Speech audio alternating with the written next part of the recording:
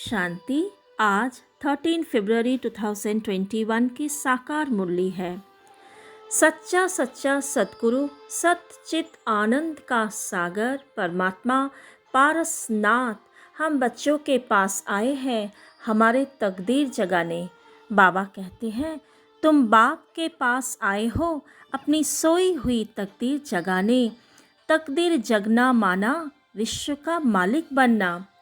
तकदीर के लिए बाबा क्या कहते हैं? बाबा कहते हैं, कलयुग में सबकी तकदीर सोई हुई है, सतयुग में सबकी तकदीर जागी हुई है।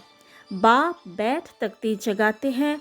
सोई हुई तकदीर को जगाने वाला एक बाप है। कल्प कल्प हमारी तकदीर जगती है। पावन बनते हैं तो तकदीर जगती है। आज की मुरली से परमात्मा का, पतित पावन का, गॉड फादर का जो मुख्य समझानी है वो इस प्रकार से है। फर्स्ट पॉइंट, बाबा कहते हैं पढ़ाई के बारे में, यह पढ़ाई है तुम बच्चों के बुद्धि का खुराक। जो रोज़ पढ़ते हैं, पढ़ाई पढ़ते हैं अर्थात इस खुराक को लेते हैं, उनकी बुद्धि पारस बन जाती है। पारसनाथ बाप जो बुद्धिवानों की बुद्धि है वह तुम्हें आप समान पारस बुद्धि बनाते हैं। बाबा पढ़ाई को ज्ञान अमृत भी कह रहे हैं। हम बच्चे रोज़ पढ़ाई पढ़ते हैं अर्थात मुरली सुनते हैं, तो इस मुरली को सुनते सुनते जो हमारी बुद्धि की जो विकारी बातों है जिसके कारण हमारे बुद्धि खराब हो चुके हैं, पांचों विकार ने हमारे बुद्धि खराब कर दिया है। मोह, अहंकार, लगाव, झुकाव, अधिक चिंता, पास्ट फ्यूचर के बारे में चिंता, परिवार के बारे में, लोगों के बारे में फालतू चिंता, व्यर्थ बातें, ये सारे प्रदर्शन पर चिंतन, काम विकार से कामनाएं, इच्छाएं, एक्सपेक्टेशन, लोभ, कंपटीशन, ये सब कुछ हमारे बुद्धि को खराब कर दिया है। तो बाबा आए हैं हमें ज्ञान देकर, मुरली द्वारा हमें समझ देकर हमारी बुद्धि को फिर से सतो प्रधान बनाते हैं, सालीम बनाते हैं, स्वच्छ बनाते हैं। और बाबा इसलिए पढ़ाई को अर्थात इस ज्ञान को अमृत भी कहते हैं। हम रोज़ इस मुरली को पढ़ते हैं अर्थात ज्ञान अमृत पीते हैं। गंगा जल जिसको पतित पावनी गंगा कहते हैं, या देवताओं को चरण धोकर जो जल है उसको भी भक्ति मार्ग में अमृत कहा जाता है। बाबा कह रहे हैं वो कुछ भी अमृत नहीं है। वास्तव में असली अमृत ये ज्ञान अमृत है जिससे तुम अमर लोक के वासी बनते हो, अमरपुरी के मालिक बनते हो। तो यही ज्ञान अमृत को हमें रोज़ लेना है, रोज़ पढ़ाई पढ़ना है, तभी हम पतित से पावन बनेंगे। दूसरी बात बाबा समझा रहे हैं, पवित्र गृहस्थ आश्रम जो सतयुग में थे उसी के बारे में बाबा कह रहे हैं। पवित्र गृहस्थ आश्रम, उनके एगेंस्ट फिर है अपवित्र पतित गृहस्थ धर्म। आश्रम नहीं कहेंगे अर्थात कलयुग में, जो अभी कलयुगी दुनिया में हम प्रवृत्ति में तो है अर्थात परिवार में तो है, लेकिन इसको आश्रम नहीं कहा जाता क्योंकि इसमें कोई पवित्रता नहीं है। आश्रम माना जहाँ पे पवित्रता होगी, सुख शांति होगी।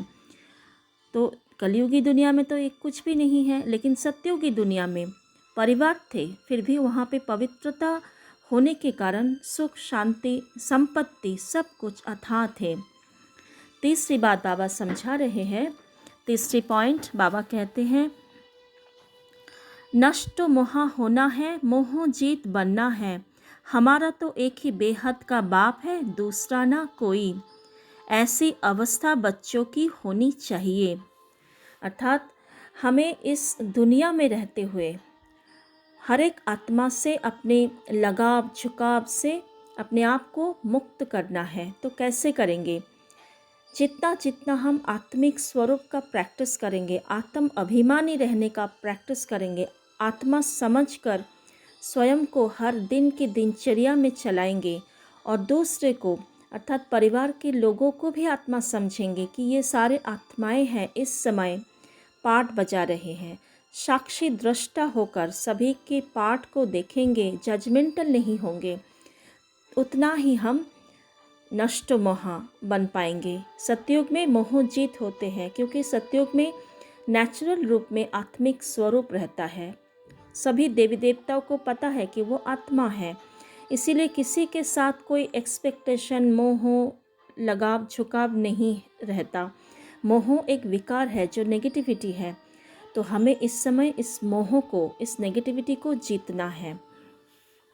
चौथी बात, बाबा शिव और शंकर के बीच में जो अंतर है उसके बारे में समझा रहे हैं। ब्रह्मा विष्णु शंकर को देवता कहते हैं, ब्रह्मा देवताय नमः, फिर कहते हैं शिव परमात्माय नमः। अब शंकर देवताय नमः कहेंगे, शिव के लिए कहेंगे शिव परमात्माय नमः, तो फ़र्क हुआ ना। अर्थात शिव और शंकर दोनों अलग अलग हैं।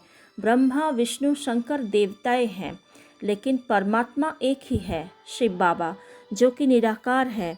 लेकिन शंकर है आकारी और शिव बाबा है परम धामवासी। शंकर सूक्ष्म वतनवासी, शिव बाबा है कल्याणकारी।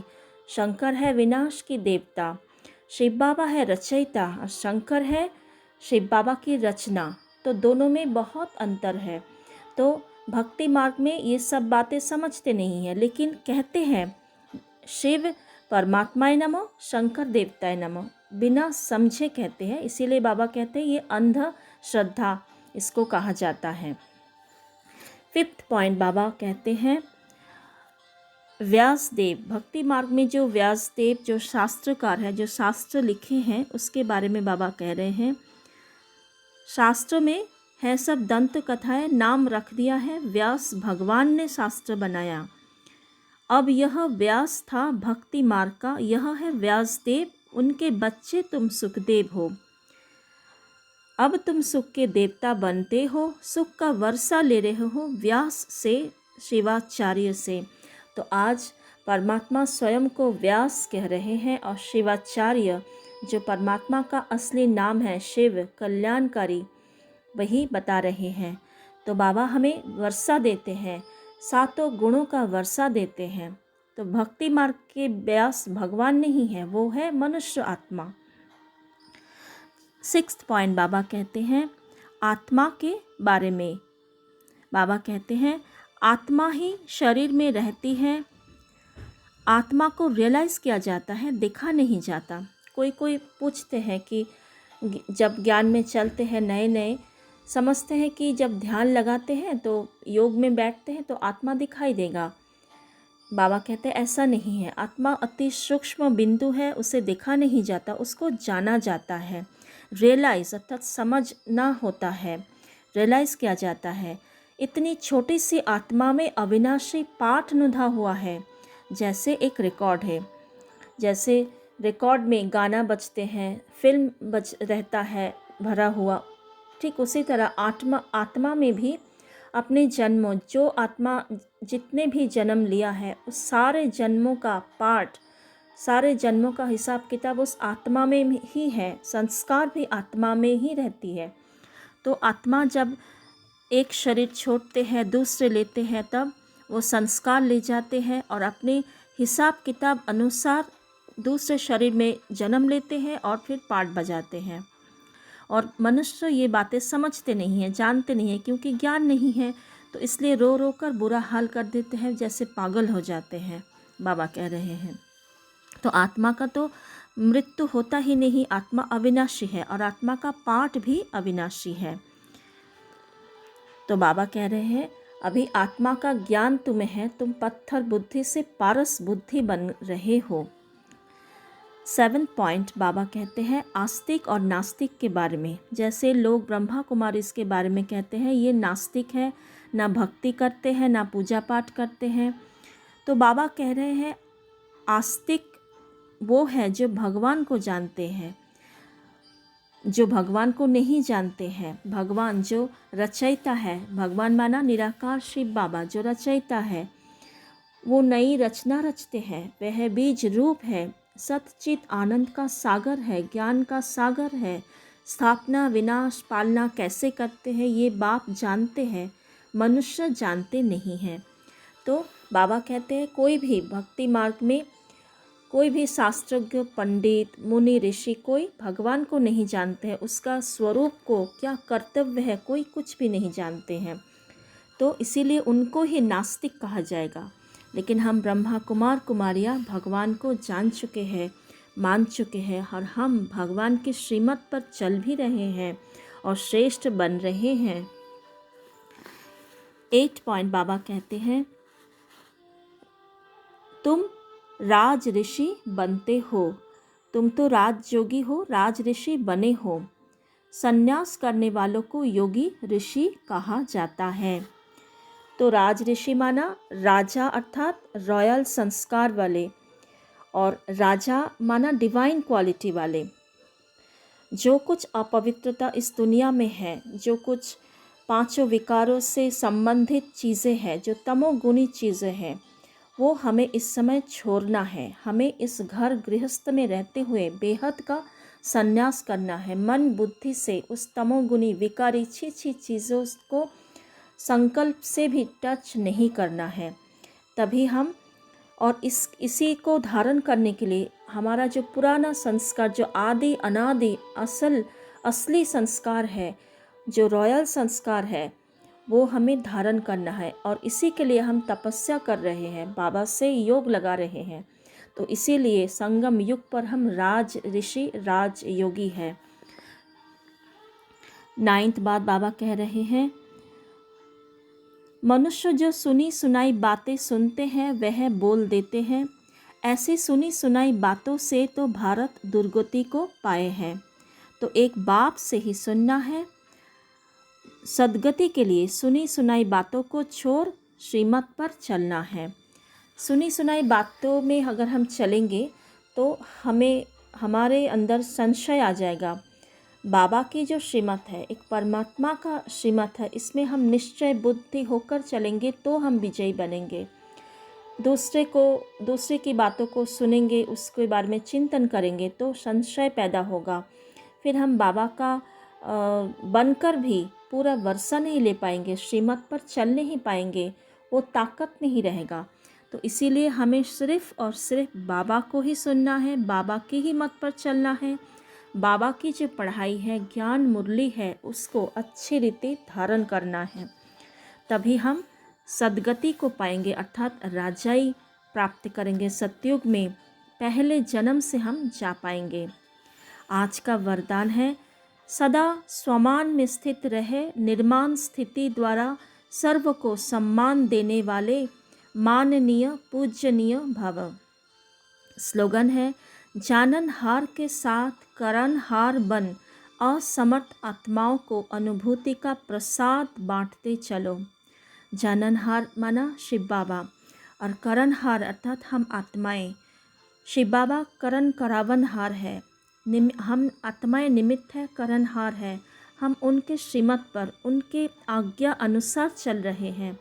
तो बाबा कहते हैं, असमर्थ आत्माओं, जो अज्ञानी आत्माएं हैं, दुखी आत्माएं हैं, शक्तिहीन दिल शिकस्त आत्माएं हैं, उनको आप अनुभूति कराओ। जो बाबा का वर्षा है, उस वर्षे को अनुभूति कराओ। और जो स्वमान है, बाबा की जो महिमा है, वही हमारा स्वमान है। जितना हम स्वमान में रहेंगे उतना हम निर्माण बन जाएंगे।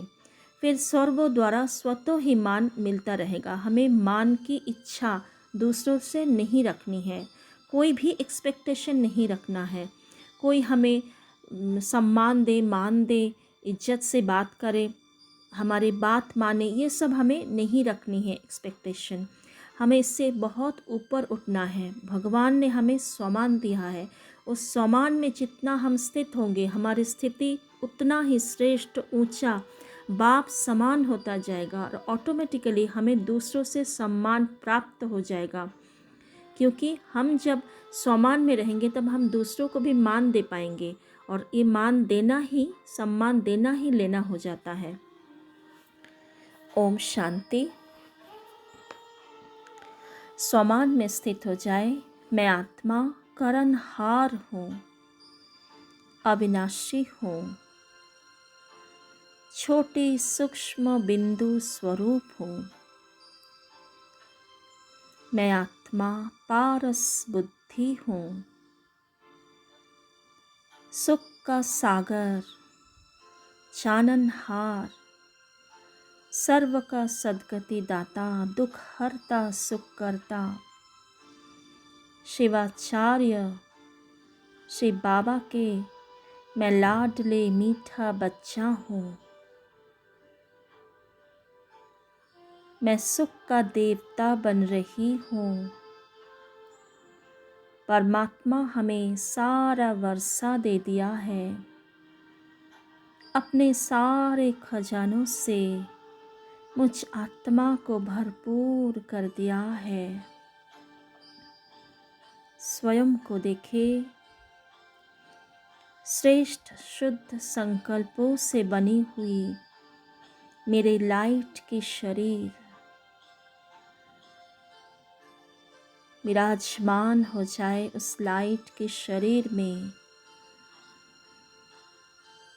सर्व बंधनों से मुक्त मैं लाइट माइट स्वरूप हूँ। इस मायावी दुनिया से पार होकर उस अनंत प्रकाश की दुनिया में चले, जहाँ मेरा बाप दादा है। आकारी वतन में, अव्यक्त आकारी रूप में, बाप दादा की नैनों में आंखें डालकर प्यार से देखते रहे और निमंत्रण दे इस साकारी मनुष्य लोक में आने के लिए। बाप दादा के सारे सुख, शांति, प्रेम, सर्व शक्तियाँ मुझ आत्मा पर आ रहे हैं और पूरे विश्व में फैल रहा है। ओम शांति।